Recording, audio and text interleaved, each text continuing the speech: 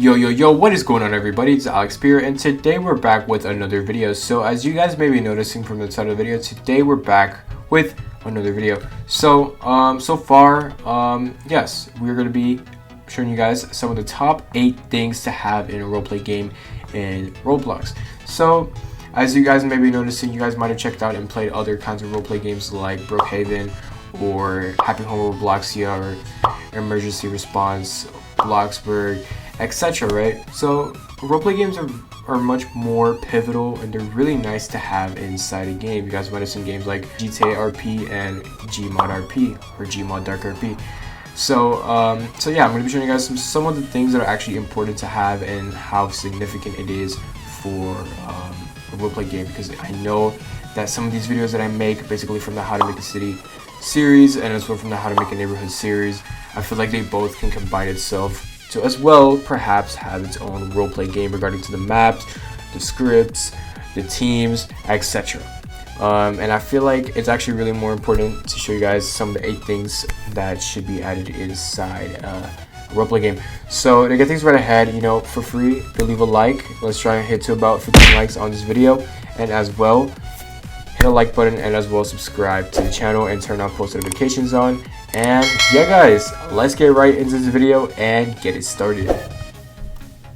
Counting on number 8, have a set of rules.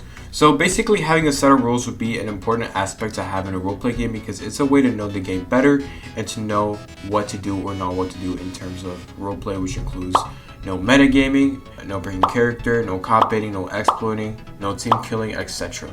So those are basically the examples of the rules when it comes to roleplay games. And the reason I have to put this at number 8 is that it's not just too heavily important to have these things, because if you're the person making the roleplay game, you basically have the rules. You basically can add the things that you actually want and need to have in terms of making a roleplay game.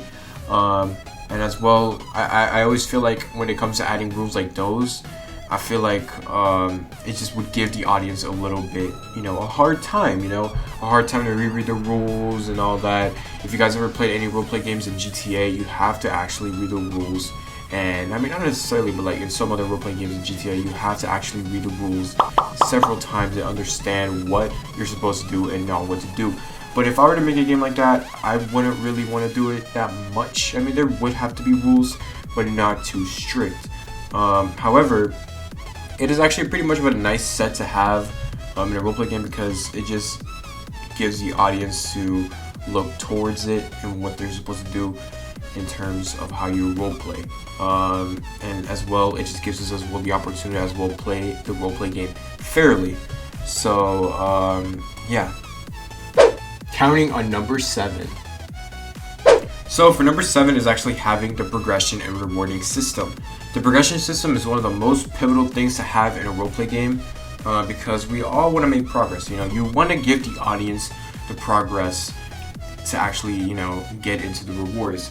If I were to make a game, I wouldn't have to make a game that would actually have an audience just to waste their time for completely nothing. So for an example, we all have to make progress.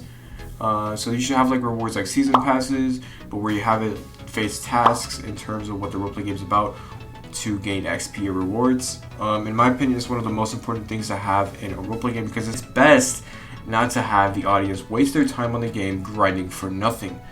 There must be a way for the audience to grind for something that is more rewarding. For example, this can, include the benefits to customize your assets and have access to exclusive content when reaching the level requirements, or have unique skill trees and collectible accessories. One of the other reasons why other kinds of roleplay games or other games outside of the roleplay genre fail is because they don't really have that much of a progression system that isn't really worth the grind. Some of them could as well have a progression system, but it just isn't really exactly as worth the grind. You want to grind for something that is actually going to be worth more, and that would as well last for a long period of time. And I feel like that's what I would love to do when it comes to grinding a game as a consumer and as a guy who plays different kinds of sorts of games inside of Roblox and as well outside of Roblox. Make the grind more worthy and as well make it more rewarding. I feel like in a roleplay game, it's more into having fun and play around on what you want to do. You know, having a progression system, I feel like it's actually worth it. By all means necessary. So always have a progression system. You know, also have to have an audience who will come back and play the game several times. So yeah. Counting on number 6. Alright, so for number 6 is actually, you know, roles to play in character. And what I mean by that is that in terms of playing whichever role you want to play, you also have to stay in character. I know that if you play, you know, like I said, in GTA or in Gary's mod, there's often rules where it tells you that you have to play in character. Like, you have to pretend that you're actually playing in, like, you're playing actually in a real life situation. And most roleplay games that we tend to play, they're often where we must play in character and act out. And this is what is considered known as a roleplay, right? This is one of the most important things to have in terms of roleplay game because it just creates different scenarios to act out and play on what your role is. You know, if you're a criminal, police officer, firefighter, etc., you have to follow your own path and know the objectives and, you know, play as that kind of role. When playing in a roleplay game, you know, you must follow your own path that you are expected to play regarding to your behavior and actions on what the role describes. In my opinion, I feel like this would be a very nice thing to add in a roleplay game because it just makes it to the point that you're playing in a game of life. By knowing your jobs and knowing what you must do and act out in a role to play. I always feel like that whenever it comes to playing in character, I feel like it's much more important because you also have to play in a way that you're playing a game of life where you're acting out in different situations, you know? And it's what causes to start in the role on how roleplay tends to work these days. And sometimes you have to, you know, communicate with other people regardless of which role it is. And, you know, if like a police stops you, you have to take like, hey, you got a speeding ticket, you know? So something like that just would fit into roleplay game, it just gives you a lot of benefit, just like you're acting out in the real world, which is really nice. Counting on number 5. The currency system is one of the most pivotal things to add into a roleplay game where you can buy things that are essential to the game by grinding on the game and completing tasks that are part of the reward by including currency in it. Our currency system is also a way to improve the player's experience, keep the money, and have it where you can use it for important things that can benefit the game itself. With the currency system, you can use it for rewards, you can use it for things that you actually want to look forward to. So it can actually be a part of a reward where you have to complete certain tasks. You know how in a roleplay game you have jobs, right? You have roles to play, and whenever you actually have a job, you earn currency, right? So that is really amazing to have in a roleplay game as well, you know, completing tasks, doing your jobs, etc. Doing things like that can actually earn some currency, as well doing challenges. If you actually want to add challenges, then that would be nice. You could actually add somewhere where you could add double currency. And with the currency system, you know, you can buy things that are like an expensive house, a luxury car, and more that you want to add inside a roleplay game. Something that is more exclusive, some really good cosmetics that you actually want to add inside a roleplay game. And when it comes to having a currency system, it's always important to have one in every single roleplay game you touch because it is part of something that you actually get as a reward to buy what you desire. And it's really nice to have it, and it's very important in terms of adding currency inside this roleplay game, any kind of roleplay game. And yeah. Counting on number 4. Alright, so for number 4 is actually having customizable assets. So basically having customizable assets is actually one of the most important things to have in a roleplay game because it can give the audience into feeling more satisfied and as well decorating things that they actually like in terms of their opinion. This actually includes like customizing their house, customizing their car, customizing their character, etc. Something that just would make them feel more happy with how they customize it, you know? And it's a bit like one of the essential things to have in a roleplay game because it is something that is actually worth having and that can last for a long period of time and can just engage the audience by just decorating their own accessories. Decorating their own like accessories is actually what makes it feel more like I like this, you know. It just makes it feel like the colors and details and stuff like that just catches their eye, which actually happens to a lot of people who play other certain games, that they like their own preference and they like their own like stuff like that. That's why you see in a lot of games they have like skins, they have ornaments, they have stuff like that, you know. And it's really nice for it to have it that way, because it just makes it feel like it just looks good on you, you know. It just looks good on you, and it looks good on the things that you actually tend to add. And yeah, so actually having customizable assets is actually really nice to add in a roleplay game, because, you know, you can just make yourself feel better by just adding the things that you like and that you desire and what the audience desires. And I feel like that's really nice to have in a roleplay game. Counting on number 3.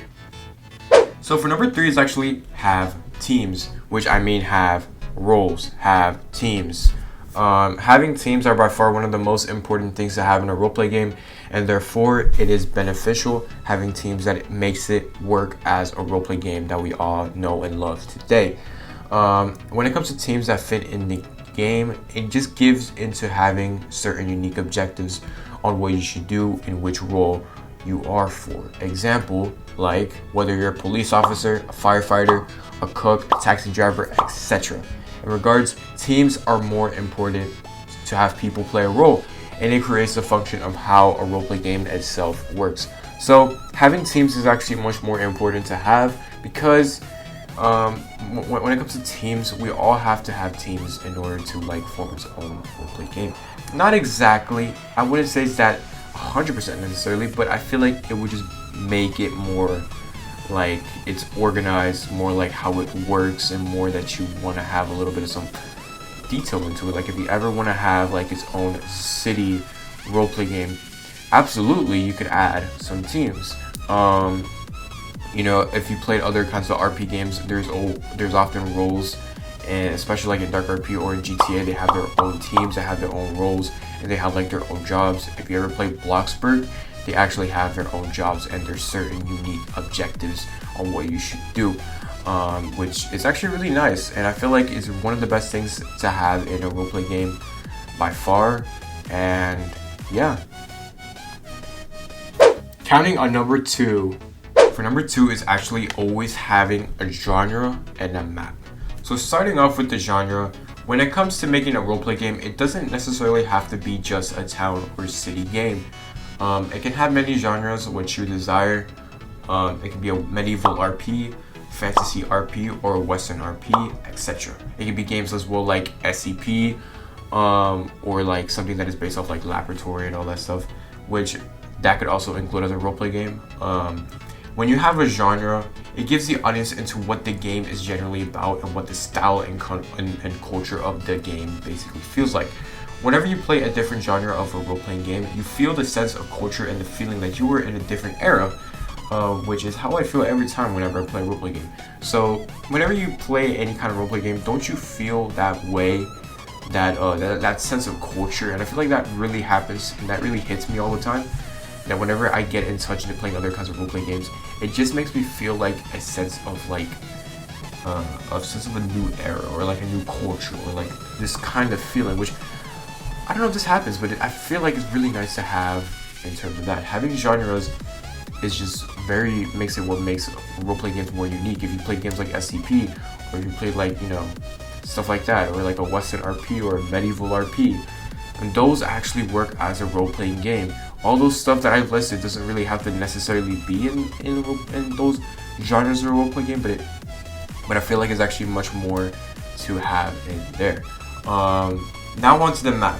Having a map is by far very important to have in a roleplay game, because it is easy to navigate and go through areas in an easy route to locate where you should go, especially for the audience where you go. Always having a map in a roleplay game is actually beneficial, and it is actually very pivotal, because you have to have it where you have to go to other places, navigate and locate where you're supposed to go. Especially when you're actually playing a role, you as well have to locate where you're supposed to be going anyways. And yeah, counting on number 1. Alright, so for number 1 is actually get some feedback from your audience. The reason I have this at number 1 is that with feedback from your audience, is that, with having feedback from the audience is what makes the role-playing game more successful and more on. What keeps them from playing the game consistently.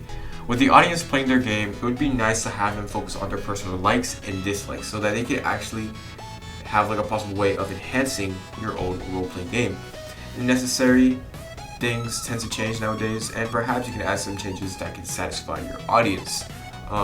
And the reason that I listed those things is that I've had my experiences in the roleplay game, and they were great. And as a consumer, or I guess as a player, I tend to know my personal likes and dislikes in a roleplay game.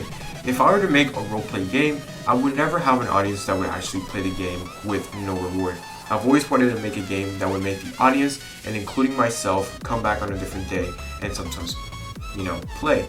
And I believe it's important to have a role-playing game as well, make the game more grind-worthy. So all those things that I've actually listed are actually much more important to have in terms of a role-playing game. I believe that it is more pivotal and it's much more important, which some of them are from the least to the most important types of things that are actually more important. So for number 8, it's actually having its own set of rules. Number 7 is the progression system. Number 6 is roles to play and character. Number 5 is to have a currency system. Number 4 is to have customizable assets. Number 3, having a unique set of teams. Number 2, always have a map and genre. And number 1, give the fans what they want. And that is actually it. Don't forget to join my Discord server, and as well, if you have any questions, feel free to comment down below, or join the Discord server and shoot me a DM. I'll be happy to help, and I'll be happy to answer as well. This video is actually really amazing to have, and maybe I might as well plan on making myself a roleplay game as well. And those are one of the reasons I actually wanted to make this video, because I love roleplay games, and I'm also looking forward to actually start making my own roleplay game in the future. And yeah, so that is actually it for the video. I really hope you guys enjoyed this video. Smash the like button and subscribe, and I'll see you guys in the next video.